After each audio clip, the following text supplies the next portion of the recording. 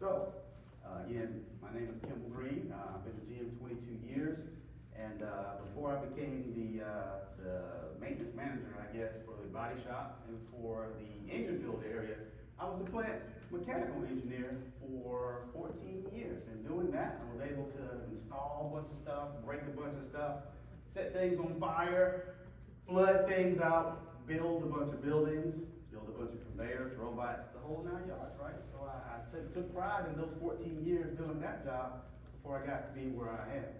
So today I'd like to, I guess, take you on a small journey, right? I was asked to talk to you guys about my pathway that I got to this point, right? So I'll give you a story of my early years, and then after that story, I'll highlight a few things that I've learned throughout the years in dealing with students and dealing with my own children as well, right? And then I'll talk about how my story relates to you all, right?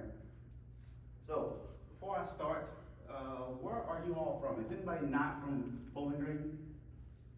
Where are you from? Big or little? As far as the population, right? Is it a big town, little town? Somewhat big. Somewhat big? Who else? Breckenridge, it's small population. Small, okay. Anybody else? Tompkinsville, Monroe County, it's small. Small, right? So, just looking at the population, and who all thinks that Bowling Green is a big city? Some of us do, right? Right? Absolutely. So, as he said in my intro, I'm from a small town, right, in southwestern Virginia, Bassett, Virginia, is what it was called. At one point, it was one of the furniture hubs and textile industry hubs of the entire country, right? The city was founded by a group of brothers that had an idea to start this furniture company called Bassett Furniture, right? Everybody's heard of Bassett Furniture, right? And at one point, my city boomed, right? It was a booming town. It was a little small town, right? But it was built up around 3 other towns that were around the city of Martinsville, Virginia, right? Small town built around a bigger city. That was still not bigger than Bowling Green as it is now, right? So that kind of frames you up of where I'm from, right? And given the makeup, right, again, it boomed, right? At one point, the textiles and the furniture industry, it was a booming time, right? The bar was set at one point that if you graduate or didn't graduate high school, you still could go out there, go to this factory, knock on the door, get a job, and work there for the rest of your life if you chose to, right? If that one didn't work out, you go next door to this factory, knock on the door, get a job there, work there for the rest of your life, and that was the bar, right? That was the pinnacle of what was considered being successful for the crowd, for the community that I came from, right? So I just wanted to frame up where I'm from, right? So I came from humble beginnings, right? I lived in a trailer, so I was probably 6. And then my mom and dad, and I'll reference my mom a lot, right? Because my mom was the push to really kind of help push me along a little bit. But my dad was there, our parents are still together after 50 some years, right? So glad for that. But my mom had the foresight, right, to not waste anything, and that generation is a generation of not wasting, right? Because they come from very humble beginnings, so once you start to get something, acquire things, you don't want to waste it. So she had the idea to take that trailer, knock out a wall, build a basement and a house on top of it, and make it to a stereotypical 80s split-level house, right? So again, just kind of give you, framing up where I'm from here, right? So walk you through some of the key points in my life that stand out that'll lead up to a happy ending here, right? So again, humble beginnings, Christmas time, right? Age 6. These are things that stand out in my mind as key points in my life that I can look back on and go, oh, yeah, right? So my mom and dad, my mom, right? She bought all the little Christmas gifts and stuff, right? She would try to buy me toys, and my sister, but my sister was 6 years older, so at that point, we don't worry about her, right? But she used to buy me toys that were designed to maybe help me tinker, right? To help me build stuff, right? So we would get these little knockoff, so I got these little knockoff white building blocks that look like Legos. I'm not even sure if Legos were out back in 1981 and 2, right? But these little white building blocks that were this little knockoff set there, right? And Christmas morning, I'm so excited because that was the one time of the year that I knew that I was going to get some new toys. And I didn't get a lot of toys throughout the year, but Christmas time was the time of the year that I knew that I was going to get something cool. And I was excited. I couldn't sleep, and I finally fell asleep, and I wake up 5 o'clock in the morning, and I'm out there tearing into these gifts here, right? And my parents, poor parents, right? Of course, they were up half the night, you know, doing their thing. And I go in there, and I got this little building set, as I said there, right? And I started instantly tearing it apart, and I started building this thing, and I built this little cabin out of these little white blocks there, right? And I was so excited about this little set. I ran into my mom and dad's bed and said, look, I built this cabin here. And Mom, out of one eye, she said, son, you're an amazing builder. I said, okay. So, stuff like this sticks out inside your mind, right? You're an amazing builder, son. So again, I get lots of little knockoff toys for these things and whatnot. So that was age 6, right? So flash forward a couple years, again, I'm tinkering, I'm coming through these things. Age 8, right? 1984, I believe it was, right? The U.S. is invaded by these robots from Japan, right? So Japan, the Japanese as a whole have always been a little bit ahead of us in the U.S., right? With some of their insights, their toys, their technology, just been a little bit ahead, right? So in the late 70s, they came out with these robots, right? That somebody finally in the U.S. got the license for, worked together to bring these robots to the U.S.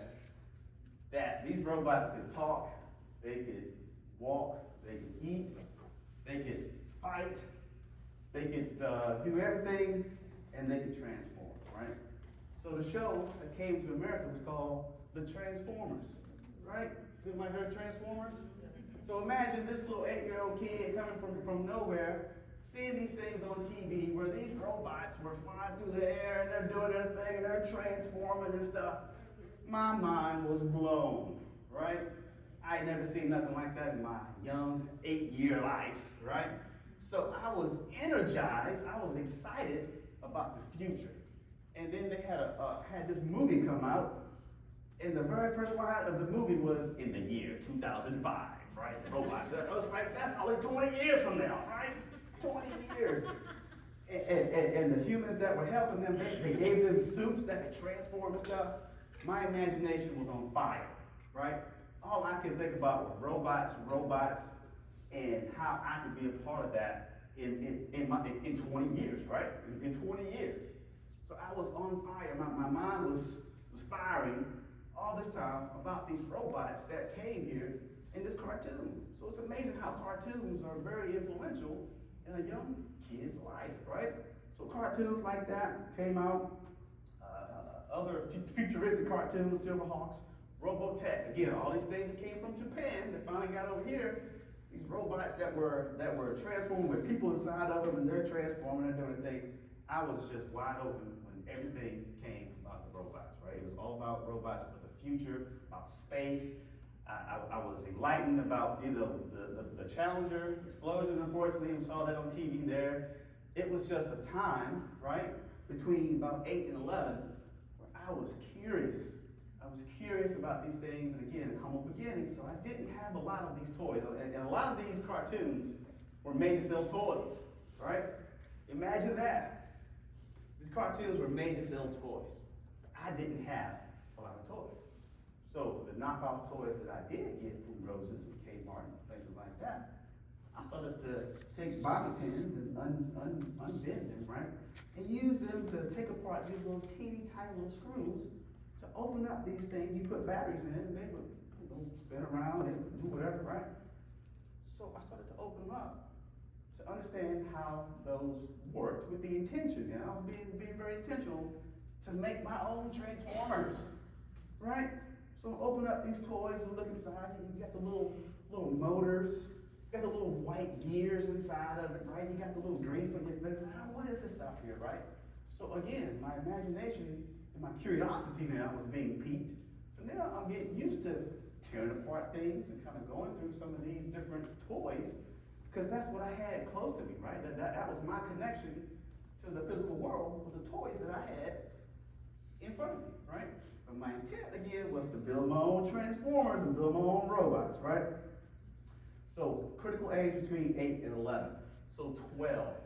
So I consider 12 years old to me probably one of the pinnacle times in life where 12 years old, right? You are still pre-adolescence, right? You're still kind of getting past your cartoon phase a little bit there.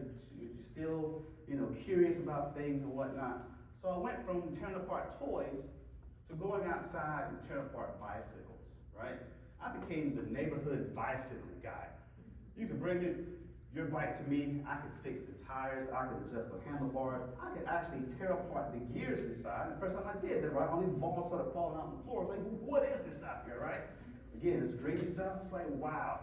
So I was learning all these tricks and things just because I was curious, and I was tinkering around with the physical world around me, right? I was tinkering, I was taking it apart, and I used that skill to become better, right? So I became the neighborhood bicycle guy. I mean, tear apart stuff, back in the day, we used to take cars and tape them to the side of things, so you ride around and make that sound like a motorcycle, right? I was that guy at 12, right? And 12, I still consider to be one of the highlights of my youth as far as me being a tinkerer, right? So, of course, clubhouses.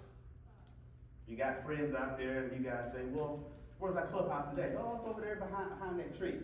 So, again, my house was built from fixing this trailer and whatnot. So we had these extra blocks, these extra center blocks that were sitting down at the edge of our yard, right? They were sitting down there, and they had just been sitting there for years and years and years. So I had the idea that I was going to build us a clubhouse, right? Out of these blocks that were sitting down there at the bottom of the hill. So I enlisted my friends. I said, hey guys, come on over here. We're going to build a clubhouse here, which is on this kind of a sloped hill. And I made them take some shovels, and I made them dig out around here and dig it down so that the first level of the blocks was level, right? So I had it all engineered out, and so worked over here and got it all done and whatnot. Built this clubhouse that was probably that tall, about 8 feet wide, right? But it was a physical clubhouse that I stacked these bricks up there, right? Again, using what I learned, building my little white blocks there, right? Using stuff that I learned into the physical world, built this clubhouse. 15, 20 years later, I was talking to my friends from back in the day. He says, man, you remember the time you built that clubhouse? I said, yeah. He said, I didn't know what you were doing by making us dig out the bottom of it there and leveling out that first floor of that first level of that club. He said, I had no idea what you were doing. I said, oh, it was just what I did, right? I didn't think about these things, right? Making connections. And I got to a point again at 12, again, I was being very curious, being very intentional with my physical world stuff, that I was questioning a lot of stuff, and I wanted to fly so bad, right? So I recall watching Mary Poppins, and we had this patio off the backside of our house. The patio was probably 5 feet tall, and the banister was probably another 3.5 feet tall on top of that, right? So I took this umbrella, and I got on top of that rail, and I jumped off that thing trying to see if that umbrella would make me float down to the ground. It did not, right? It did not. So I said, well, what if I try to get it with cardboard, right? Big piece of cardboard, making a glider. So I got me some cardboard, tried it again, right? Held onto the cardboard. It did not, right? But I was curious about the physical world at 12 years old, right? It was just what I did, right? And my knees are paying for it now, I promise you that, right? Doing dumb stuff like that as a 12-year-old. But I was curious. So again, 12 years old, height of my curiosity out there, right? 13, again, pivotal age. 13 is where you start to smell yourself, right? Start smelling yourself, you start liking the other sex, right? Races, that's not races, females, right? I started to get into girls. So at that point, right, I was always a good student. There's never a time when I wasn't a good student. But at 13, I really stopped applying myself to be a better student, right? Because I had other things on my mind, right? I wanted to be cool. I wanted to fit in. I had a little girlfriend at 13, right? That was the highlight of my time at that point. Again, not a bad student. I just wasn't applying myself. 14 years old, they get to high school as a freshman, right? It's even worse as a 14-year-old, right? The hormones are raging, you're going through the whole gamut and whatnot, right? 14, I was more interested in being cool and making a name for myself in high school than I was in doing any of my curiosity stuff, any of my mechanical things I was working on anymore. So pivotal ages between 13 and 14, right? So here's where the story kind of gets good, right? So spring semester of my freshman year, right? I was taking biology. We had teachers here who are in biology, back in the back. Let's pause for a second. What teachers do I have here? Math and science? What do I have here? Math and science. Math and science? Librarian. Librarian, love it. This table is ELA, math and science. Okay. Library media. Excellent. Anybody else? Special education. Special education. So we have all different makes and models of teachers and folks in here, right? Educators, right? Okay. Getting back into my story. So spring semester of my freshman year, I was taking biology. Again, not a big school. My graduating class was 165, I think, right? So it gives you the size of the school. And at that point, right, I was still not a terrible student. I just wasn't. It just wasn't in me to be a terrible student. But I wasn't focusing and I wasn't really putting myself into my schoolwork, right? Just 14-year-old, I had better things to do, right? But I was still a good student. I was still a good artist. I fancied myself an artist. So flashing back to the Transformers, because we didn't have we had a VCR, right? But we didn't have the ability to pause frames and whatnot. I'm sitting there glued to the TV and I'm trying to draw these robots as fast as I could because I only had 25 minutes to do it, right? Then I had to wait till the next day to come back and try to do it again, right? So I was a decent artist even at 14, right? So and teachers taught. So my biology teacher says to me, she says, Kimball, I think you should take this drafting class next year, right? Because the drafting class is a good precursor to engineering. I said, why do we need to be able to draw to drive a train? Think about that, right? I'm 14 years old. I have never heard the word engineer, other than being a person that I know, that I just watching TV, drove a train, right? She says, no, you know, the class is this and that, blah, blah, blah. She said, I think you'll be good at it, right? Because the teachers taught. So I said, okay. So I signed up for this drafting class, and the drafting class was in the back half of my school. That back in the late 80s and the 90s, we had cosmetology back there. We had brick masonry. We had other hands-on trades in my school because not everybody is good at just math and just good at classwork, right? So we had alternatives for people to do at the time, right? So this drafting lab that we had was in that side of the school, which I think now that I look back on it, was really light years ahead for my small area to even have a drafting lab at that time, right? So you go inside there, you got those drafting tables that raise up with the triangles and everything. And I get to that class sophomore year, and I'm inside this class, and I'm thinking, as it went on a little bit, I was like, yes. I said, this class is putting together all of the things that I have been seeing in my head and doing for a very long time, of breaking down something into its side view, its back view, the profile, the elevation, and now I'm getting the tools to be able to do that kind of thing, right?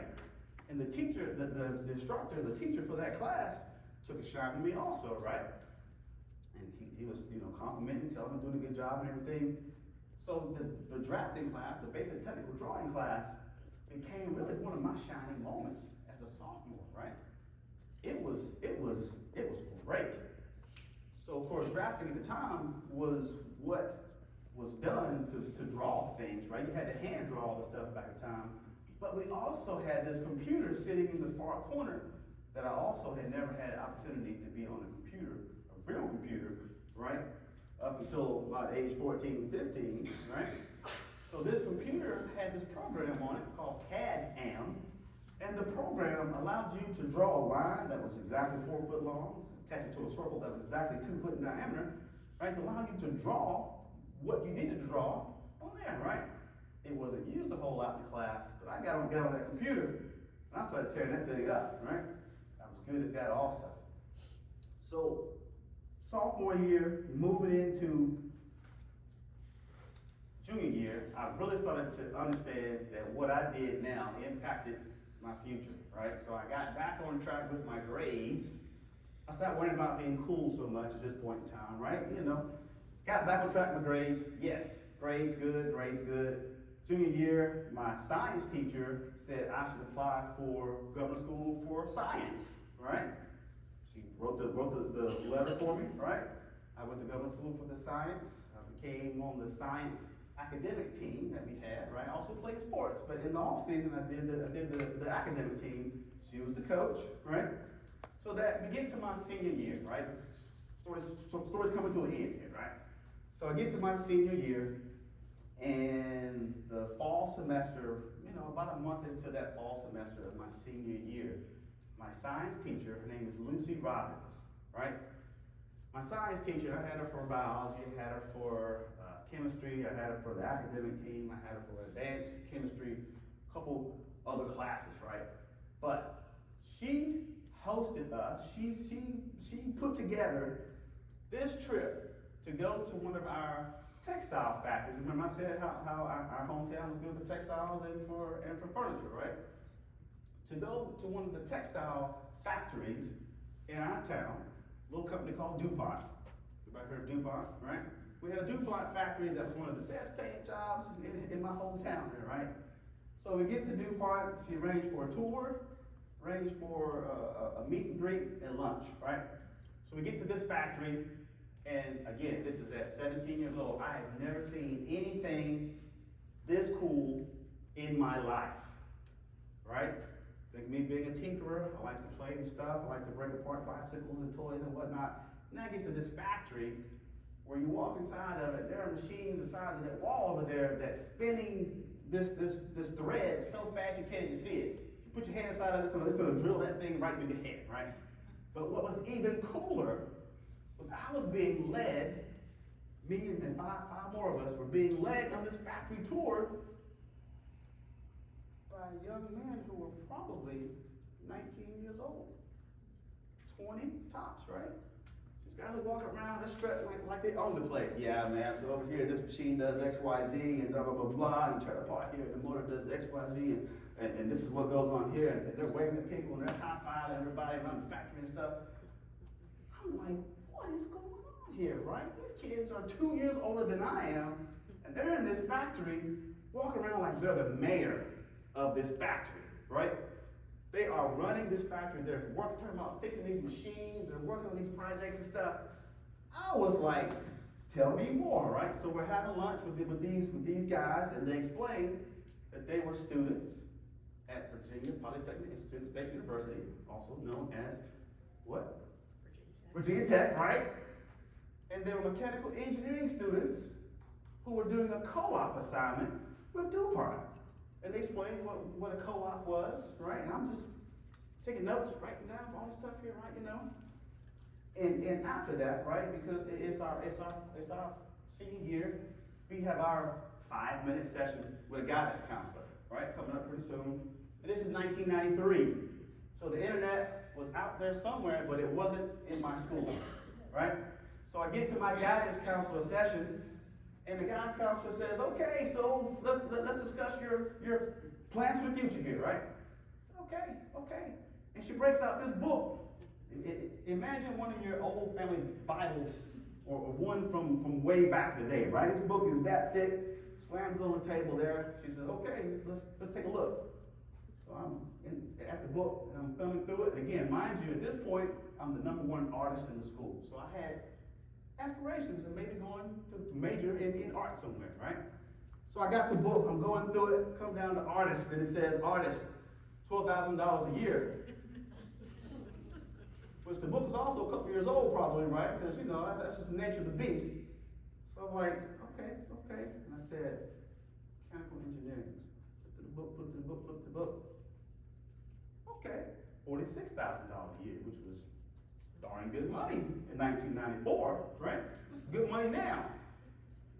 So at that exact moment, my path was set. I knew exactly what I was going to do. I was going to go to Virginia Tech. I was going to major in mechanical engineering, and I was going to work for DuPont. So I did all three of those. I worked for DuPont for a year as a student, as a co-op up in South Jersey. Good chance to go see a different part of the world. Armpit or not, right? Won't go back. But it was because of that my path was set, right? So that's the story of how I got to where I am at that point, right? So let's analyze a few things in that story, then I'll relate it back to you guys on the backside there, right? So, I keep mentioning that I was curious, right? I had a curiosity, a natural curiosity for the physical world based on what I had around me, right? My toys and the bicycles and lawnmowers and things like that were in my grasp, right? Had a natural curiosity. Has anybody ever heard of the word knack? K-N-A-C-K. Right? Knack definition says it's an acquired or natural skill at performing a task. Some of the synonyms are it's a gift, it's a talent, it's a flair, it's a genius, it's instinct, capacity, aptitude, dexterity, adroitness, competence, technique, mastery, proficiency, know-how. So now I look back on my young life to get to where I am today, I realized, right, that I had a knack for all things mechanical. I didn't know. You don't know at 15, you don't know at 17, you don't really even know it at 21, right? Until you get out of this stuff, and you kind of get back a little bit off of it, and you look back on it and say, you know what? I was blessed with a gift of curiosity when it comes to this kind of thing, right? I had a knack. I had a knack for mechanical things, right? So this is what I've learned that I've kind of put into that I want to discuss. 4 buckets, right? 4 buckets. 4 buckets. The first bucket, the first 2 buckets, right, refer to knack. So again, we know what the knack is. Curiosity is a drive, a want to learn, ability to apply. Knowledge gained from play, school, and tinkering, right? So, first bucket that I discuss about students, and I see a lot of students come through my job, and I see lots of students that I talk to them at the SEK launch. I talk to kids at WKU, at my alma mater, right? I've talked to lots and lots and lots of students. 4 buckets, right? So first bucket is people that have a knack with the academic fortitude. Let it sink in for a second, right? A knack with academic fortitude. The definition of fortitude comes from Latin word fortis, which means strength, right? But it usually describes the strength of mind, right?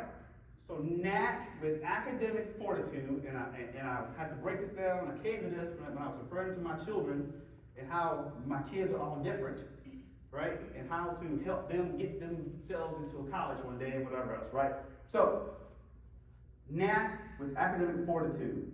So they have the curiosity of the physical world, things coupled with the ability to get through just schooling, right? The ability to get through the chemistries and get through the maths and the algebras and whatever else. They can get through it, and they have the ability, they have the curiosity to understand why things work, right? Knack with academic fortitude. I was in bucket 1. I later found out, right?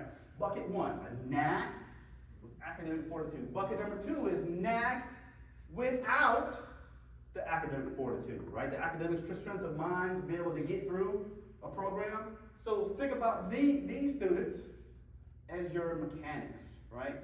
They had the same natural curiosity of breaking down things and playing with the lawnmowers and working on their dirt bikes and stuff, but they didn't have either somebody pushing them at home to help them with their academics, or they didn't have it in them to do it themselves, or they didn't have it enough to be able to get through their schooling in a manner that would keep them on a fast track to be able to go to college, go to university, major in some STEAM career. They didn't have that, right? But these guys and girls are your skilled trades, right? These are ones that we need today, skilled trades and things of that nature, right?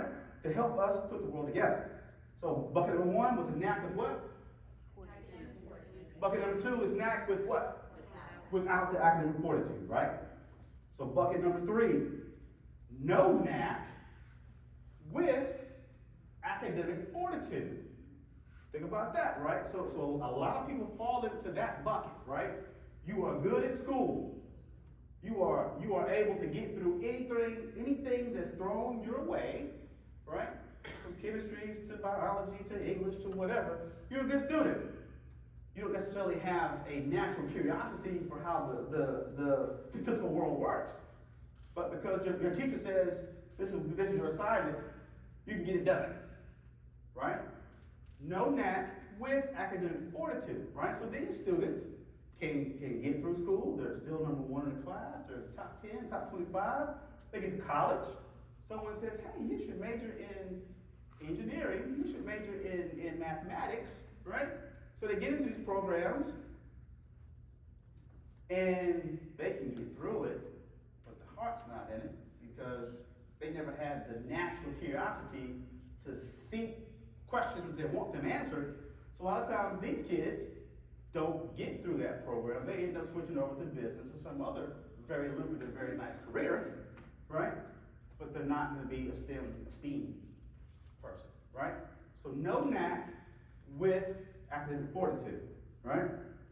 A lot of kids fall into that one. And the 4th bucket is no knack and no academic fortitude. So teachers, this is where I charge you, teachers, and educators, librarians, I charge you all, right? Again, I was across the street here talking to these kids at the SCK lunch. Light bulb was on in some, light bulb was off in others, right? I see it. I know the struggle is real. You all know the struggle is real, right? That everybody doesn't get it. So the kids with no knack, no academic fortitude, right? These are the ones that we really need to help push. And push them at 6th grade and 7th grade, right? Because 8th grade is almost too late. Because think about my story, 8th grade, I had something totally else on my mind at that point. And if I didn't already have a good background to get back on track, it's too late. So I charge you, educators, at the young ages, 5th, 6th, 7th, where your classes are probably still lumped together for the most part, right? You're not separated yet into the academic track and the non-academic track that we have, which I hate that, right? Because it separates kids out and it's hard to get out of the non-academic track, right? I hate that. My son, get off my lesson here, right? So my son, they tried to put him in a non-academic track. And I said, no, I don't care how hard he has to work, so we keep him on this side, because it just gives you better opportunities in the back end to get through this advanced biology versus this non-advanced biology versus this physical science class over here, right? I digress. You guys don't care about that. But no knack, no academic fortitude. We have to really, really, really be intentional with this group of kids, right? 4 buckets. 4 buckets, I've learned that. I see that in my job with students coming in, right? Some of them come in, they just don't have that drive that I'm looking for in an intern, right? They're good students, they just don't have the drive, right? So the buckets are real. 4 buckets, right? So back to my story. What does this apply to you all here? Where are we at here in time? Got a few minutes to go, right? So in my story, who do you think you are in my story? There's only one person that you're talking about, right?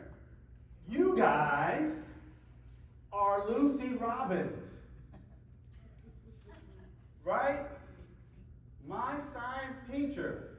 I credit her, my mom and dad too, right? I love them, God bless them. They've done a great job helping me, but they couldn't help me with algebra and chemistry and whatever else, right? They couldn't do that. My science teacher was the one that first told me what an engineer was. 14 years on this earth is the first time I've heard the word engineer outside of driving a train, right? My science teacher told me that. She sat me down and gave me the eye to eye, said, I think you should do this, right? She's the one that wrote my letter of recommendation for governor's school. She wrote that for me, right? My parents took me there and got me there and whatever else, right? But my science teacher was the direct driver of that. My science teacher was the one who decided to have a field trip to DuPont and take 6 of her best students to go over there. That changed the overall path of my life, right? It was my science teacher. It wasn't that guidance counselor. Guidance counselor's got 300 kids to take care of. It's the same problem today, right? You got way more kids than you have time for a guidance counselor, right? So it requires the help of people like you all in this room to be intentional with your care, your love, your understanding, right? To help push some of these kids into a right direction of a STEAM, and I say STEAM, right? Because that A is important in there, right? I was that A guy also, right? So you all, again, are the people that can make and help change the world, right? Because you all have the first-hand knowledge of how your students behave and how they act, who you think can be pushed into this and that and that and the other. So you all are my Lucy Robbins, right? Lucy Robbins. And I charge you guys, again, this is me charging you all, is to be intentional with your time, right? Looking out for students that you think might have this or that, or might not have the help at home or whatever, a little bit here. Give them that nudge. Help them.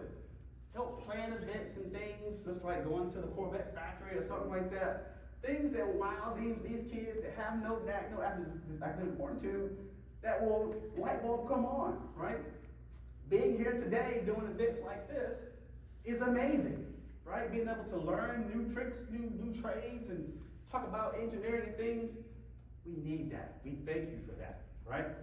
But in my story, Lucy Robbins changed the course of my life. Now, I tried to find Lucy Robbins. It took me a few years to understand the impact of Lucy Robbins on me, right?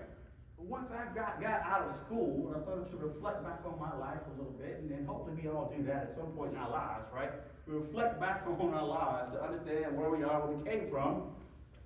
I realized that she was the one that flapped her wings, right? That pushed me into a direction that got me to where I am today, right? My science teacher. And I tried to find Lucy Robbins, and when Facebook became a thing in 2007, 8, whenever it was, right? I tried to find Lucy Robbins. Couldn't find Lucy Robbins, though. I befriended my math teacher, my calculus teacher, great friends with him today. I befriended my English teacher, great friends with him today, right? I went to Germany a few years back, went to Auschwitz, and I could only hear my English teacher's voice sitting there in that classroom reading excerpts from Night by E.D. Weiss, right? I could hear his voice so crisp and so pure, and I told him that. I said, Mr. Bird, I thank you for that. I thought about you when I was in Germany, and I just had to let you know that someone's still thinking about you 30 years later, right? Be that teacher that kids will reconnect with to share their wins with you, to share what they learned with you later on in life, right? Again, I charge you with that part of it, right? I'm good friends with several of my teachers. I took Spanish in high school. There wasn't no Spanish people in my area back in 1980 or 1990, right? 1992. There are now. So I never had a chance to use the Spanish I had. I took French. I never had a chance to use French until I went to Paris. Right now I'm trying to go, right? So I wrote I found my French teacher, let her know, hey, I went to Paris. I shared that win with her. She was excited, and we chatted back and forth. So be the teacher that changes someone's life. Be the teacher, the educator, the librarian, right? That kids want to reconnect with later on in life. So that's where you are in my story. I got one last card here, right? I'm gonna get out your way. So now that I am on this side of the rainbow, right? I work with General Motors. I see lots and lots and lots of students come through my doors looking for jobs. I recruit at my alma mater back in Blacksburg, Virginia, looking for Hokies to be able to come work for General Motors. I go to WKU and talk to students there, right? So these are 3 things that you guys can do. And then I'm gonna get up out of here, right? My time is short. 3 things that you all can do to help students be better students, right? I call it the WTC. We have 4 buckets, right? This is the WTC. W stands for writing. You think it's simple, but it's not. The kids today don't get enough writing in their English class. So as you do projects, as you make them do projects, make them write, I don't care if it's a short paragraph about that assignment. Be intentional that they have to write a technical report about having to light this Bunsen burner and do this math problem, go to the library, found this. Make them write about it. It's so important. I see such poor writing nowadays, right? It's not even funny. College students' resumes look like they wrote it with crayon, right? It's terrible. So help us in the industry right now by making these kids write. And I know writing assignments take more time to read and to grade, right? Everybody knows that. But it's critical and it's key. Writing, W, writing. T. Anybody know what T stands for? Close. It's more simple than that. Talking, right?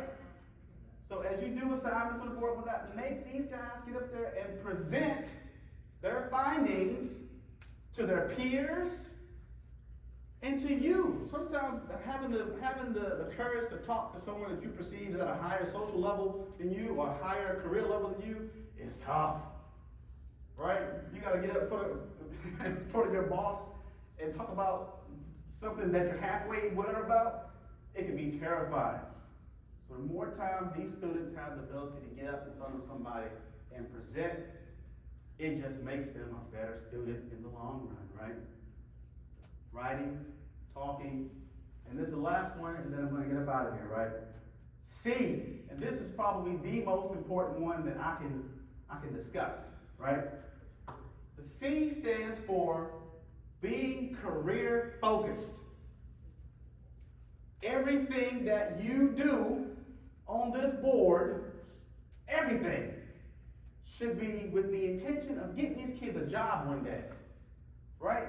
So if you're going through a biology lesson, you're going through a math lesson, talk about how that relates to the real world. Talk about how that relates to getting a job, to finding a major that will use that, and how that will relate to a job. I didn't know what an engineer was, dang it, till I was 14 years old. That's a darn shame, right? 5th graders, 4th graders, 3rd graders, we should be talking about engineering. Engineers, girls, we should talking to our girls about being math majors and being this and that. We should be focused on these kids little and be very intentional when it comes to talking about a job one day, right? We got all these kids at school that are majoring in X, Y, Z and basket weaving. They can't get a job in basket weaving because there's only 5 people that can really get a job in basket weaving, right? The rest of us work over here on the line at the Corvette factory because that's okay, right? But now you spend all this money going to college to learn how to basket weave, but you can't get a job basket weaving because only 4 basket weavers in the whole country, right? So be intentional, be very intentional with your lessons. Talk to them about being career focused. If you guys need assistance understanding what happens in a factory and jobs that are out there, there are people like me who will come to your classroom and will talk to your kids and will help you help them, because we love to give back to our students out there in the world, right? That's what we do. We want to make sure that we talk to the next generation of people out there, same as you are, to help build them up to get a career The country needs it, right? Kentucky needs it, right? These kids need it. Guys, thank you all for being here. Thank you all for your time, for your efforts, and that's it. Good job.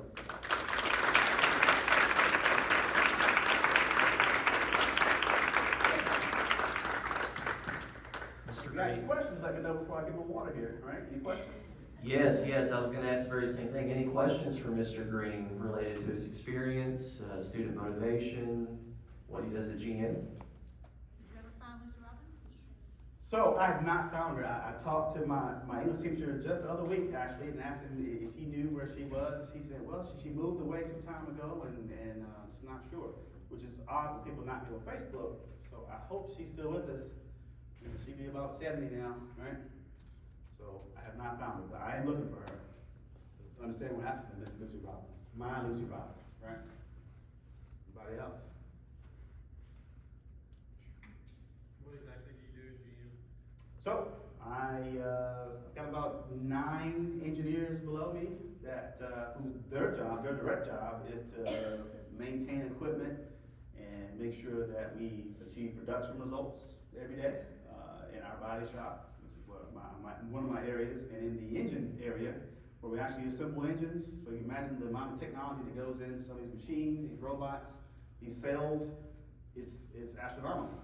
This morning I went in to go prepare for the audit that we're doing right now to do some paperwork, and we had a breakdown out there, right, at 5 o'clock in the morning. So we're over there, you know, me and my guys and some of the skilled trades, we're tearing some apart, trying to understand why this pump is dead, right? So it ranges from pumps to robots to whatever, right? It's a lot of equipment that goes into keeping to running something and building something out there in the world. Yeah, thanks. Anybody else? Okay, I have a question. So is it the engines that you're building, or is it the robots? So Or both? my job is to maintain the equipment that actually is used to build the engines, right? So we have actual operators that are in the union, and their job is to take this part, put together, and shoot the screw, and actually assemble the engines from there, right? But all the stuff that they pull down and shoot the screws, and the robots come in to add, grease and add this and whatever. That's stuff we have to maintain to make sure that it's going to run appropriately and safely to make sure everybody's job is safe and able to meet our production goals. And I hope one day you guys can come visit us at the Corvette factory, right? We have just reopened our doors after probably since 2017, 2016. It's probably been 7 years since we've had visitors in our factory. At one point, I think the Corvette factory was the number 3 or 4 tourist attraction in the whole state, right? We had people pouring inside this place. And you see people trained up together, walking through the aisles and stuff. We missed that, right? So that's restarting. But you make your reservations over at the Corvette Museum, who's now in charge of running tours for us over there. So please, make a tour, come back and see us. Ask for me at the gate back there, right? And we'll come back and talk to you guys. Anything else? Yeah. If you could ask yourself or give yourself advice when you were younger, what would it be? I would say don't screw up 13 and 14, right? At 13 and 14 again, my eyes were open. I'm a man, right? And I got to a point where it happens to a lot of us, right? We start to teeter off. And my freshman year, because I didn't apply myself, that cost me being number 1 in my class. I was number 2, right? But it cost me being number 1 because the girl who was number 1, she had the foot on the accelerator the whole way through, right? So I missed it by like half a point being number 1 in my class because of freshman year. Probably freshman year, right? So that's what I would say. Any more questions? I'll give you one more. Yeah. So I'm in a STEAM lab, Yeah. K through 6. So engineering, what would you give to K through 6? So we used to do a program for 3rd graders, right? Where we would come into the school and we had this paper boat that we would help them build in there, right? And then we have to take a fan which would mimic, waves mimic air blowing against that sail and measure the speed of the fan and see how fast it would push that boat down the island, right? So doing a simple project like that help to introduce terms like force and velocity and things of that nature at a very, very young age. Now, obviously, K1 and 2, more difficult, right? So that's where you have to be, come up with some fun way of just talking about jobs that are used to build their favorite toys, right? You know, talking about working in a toy factory. Yes, I work in a toy factory. My toys are for adults, you know, at this point. So finding ways to talk about things that they might be, you know, used to seeing in their lives, the little painted places and little things, and how those are made. I think there are lots of videos out there of how it's made, right? I love watching stuff like that, right? How it's made. See, I said, I never knew that they made X, Y, Z by doing that, right? Just doing stuff like that to just kind of introduce terms, and just so that way when they get to fourth grade, which is probably a good age of really getting into something. I think it was fourth grade that did that thing at couple of trades. But anyway, so fourth grade, fifth grade, sixth grade, and up, you know, they have some knowledge of what's going on to kind of help them during that peak time up to 12. That 13-year-old gets a little rocky, you know. Cause they're not gonna become YouTube stars. Exactly. Everybody wants to be a YouTube star, right? Absolutely. And now things are different, and everybody wants to be a social media king or queen out there, right? Didn't exist when we were young, so everything's different, but it's the same concept of wanting to be a basketball player for their lives, right? You know.